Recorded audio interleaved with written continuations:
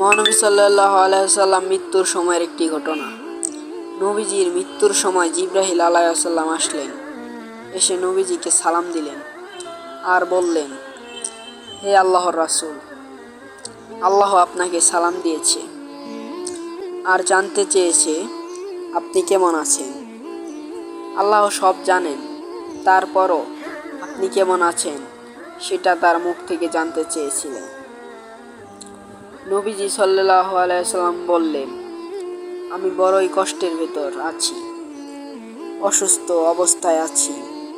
তখন জিবরাইল আলাইহিস সালাম বললেন, ইয়া রাসূল সাল্লাল্লাহু আলাইহি ওয়াসাল্লাম, আমার সাথে আজ একজন নতুন ফেরেশতা এসেছে, যে ফেরেশতা কোনো মানুষের কাছে আসার জন্য কোনো দিন অনুমতি চায়নি আর কোনো দিন অনুমতি চাইবেও না, শুধু আপনার অনুমতি চায় আপনার কাছে আসার জন্য।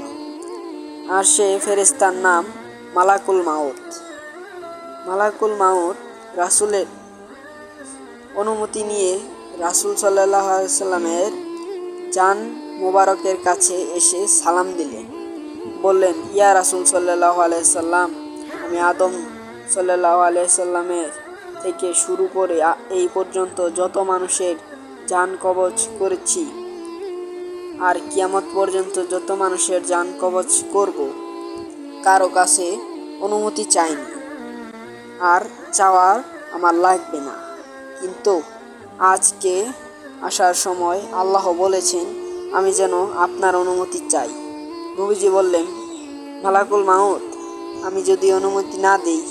মালাকুল মাউত বলে, ইয়া রাসূল, আল্লাহ বলেছেন যদি অনুমতি না পাও ফিরে এসো।